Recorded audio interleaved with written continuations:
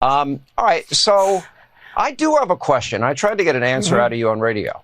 Okay, the question is, when did you notice Joe Biden's cognitive decline? And don't change the subject and deflect. When did you really notice it? Well, I think it was through all of the times that Donald Trump has fallen asleep in public. And this is not, it's a very good deflection. You're a professional. You know what else is great about Biden's decline is that Trump is all over the Epstein files. And I'm wondering if they're going to release those. Are you covering that tonight? Damn! Well, it appears the president can't escape the Epstein bombshell, even when tuning in for his nightly dose of fear-mongering and disinformation on Fox News. Newly released emails from Jeffrey Epstein's estate revealed that he claimed Donald Trump, quote, spent hours at my house with a trafficking victim that Trump, quote, knew about. While much of the media immediately covered the story. You have been working a long time to get this information released. The White House yesterday held a meeting at the Situation Room with some of the highest officials in the country, with members of your own party, to try to get them to vote against the discharge petition, which you're against too, I want to say. But why do you think the White House is working so hard? As you're working to get stuff released, why is the White House working so hard to keep information from being released? John, in fairness to the circumstance, I would say probably for the same reason that President Obama's administration, President Biden's administration did not release this data. The information that we get where it's factually based and comes from official law enforcement about the conclusions that they drew about who was involved is one matter. To simply take things that are emails and accusations that people make is not a legitimate way for us to approach this. So I assume that just like President Biden and President Obama and their administrative team at the Department of Justice probably concluded that it needed to be done in a different way. Now, they did not ever really approach it. They did not approach it, and we're trying to do that now. As far as I know, I will say, neither President Obama nor President Biden is mentioned in these trove of documents that have been released so far. Donald Trump is. Fox News, long viewed as Trump's longest and strongest media ally, had no choice but to air the segment about the scandal, albeit in the most vague manner possible. Fox finally ran a panel framing the issue under the softened headline of, quote, Epstein records sparked debate. But later that evening, when Sean Hannity opened up his segment to a guest regarding a completely separate issue, the truth came out, and it was amazing to watch as he scrambled to try and deflect. Because you're anything but. All right, so I do have a question. I tried to get an answer out of you on radio.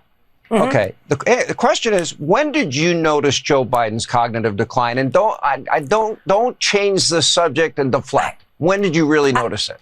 Well, I think it was through all of the times that Donald Trump has fallen asleep in public and talked about, magnets getting wet in the last few, gosh. My mom had dementia, so I recognize it. Stephanie, this is not, it's a very good deflection. You're a professional. You know what else is great about Biden's decline is that Trump is all over the Epstein files. And I'm wondering if they're going to release those. Are you covering that tonight?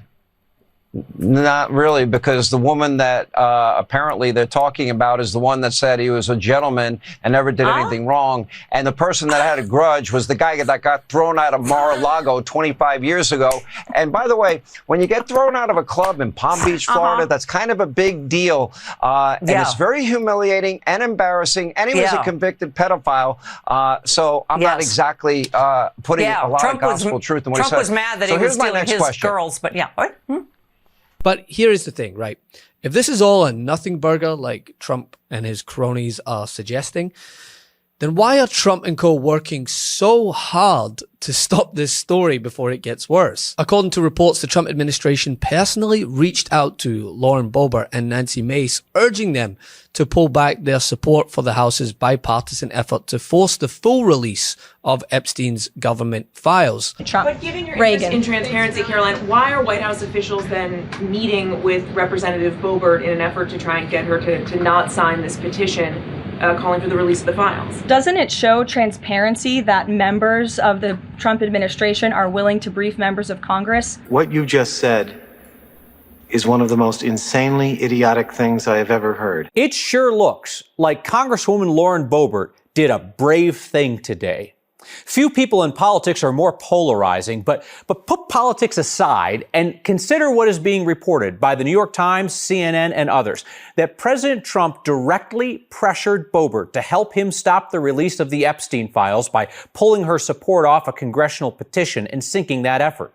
Reports say the Trump White House also brought Boebert into the Situation Room for a meeting with the Attorney General and the FBI Director, who, we should note, are accused of using the Justice Department to punish people who defy the president. To anyone who's not in a cult, that sends a pretty clear message. We have to keep the damage contained. But the pressure didn't end there. CNN also revealed that the Trump White House held an emergency late-night meeting in the West Wing war room with senior staff and congressional allies. This meeting was described by aides as, quote, tense, urgent, and laser focused on stopping the vote before it could reach the House floor.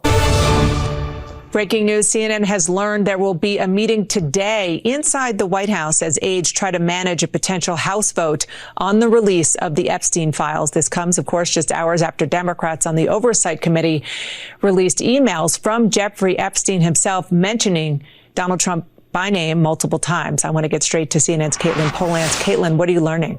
Well, the House is releasing these files, but it's not everything that the federal government has. Dana, there's additional files still held by the Justice Department that some Republicans on Capitol Hill are in support of releasing. And so that is causing a political response inside the White House right now, where there is a meeting planned, or was a meeting planned today, about the House effort to try and force a vote to get the Justice Department, the Trump administration, to release the rest of the FBI files, the Justice Department files, everything from years of the investigation into Jeffrey Epstein and others, things that have not seen the light of day yet.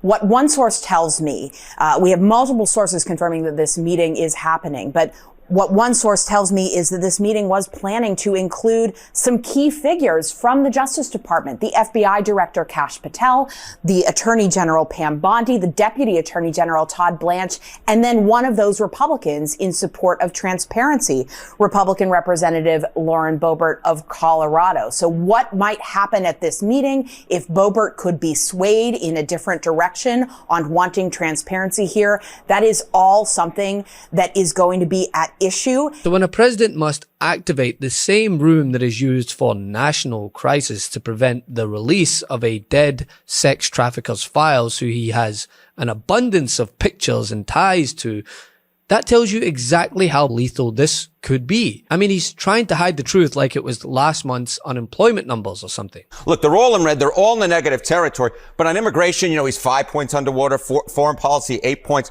Trade and tariffs, he's 17 points. The economy, 18 points. But look at the Epstein case. He is 39 points below water on the Epstein case. His net approval is 39 points in the negative. My goodness gracious. What Donald Trump has been selling on the Epstein files, the Epstein case, the American people, simply put, have not been buying at all, Sarah Seidner. And the poor guy, it's not like he can pivot the conversation away to anything positive. I mean, the American people have lost any faith that they somehow had in him again to run the country, especially regarding the economy. The White House, they say that they are down and that the economy is booming. Everyday Americans are not quite feeling it.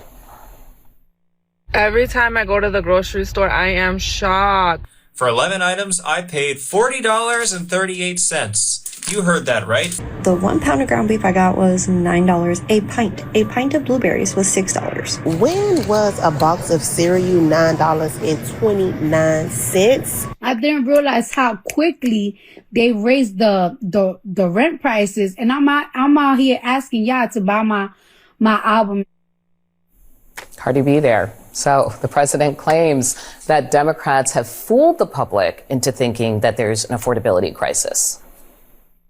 It was a con job. It was a con job. Affordability, they call it, was a con job by the Democrats. The reason I don't want to talk about affordability is because everybody knows that it's far less expensive under Trump than it was under Sleepy Joe Biden. And so gaslighting the people and trying to tell them that prices have come down is not helping. It's actually it's actually infuriating people because people know what they're paying at the grocery store. They know what they're paying for their kids' clothes and school supplies.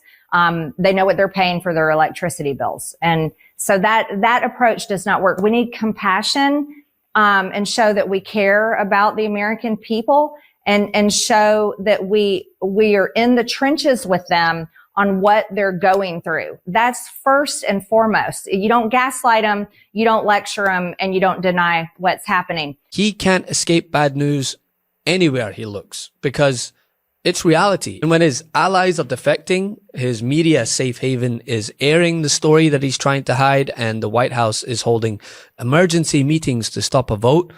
What message does that send to American people? Love this video? Support independent media and unlock exclusive content, ad-free videos, and custom emojis by becoming a paid member of our YouTube channel today. You can also gift memberships to others. Let's keep growing together.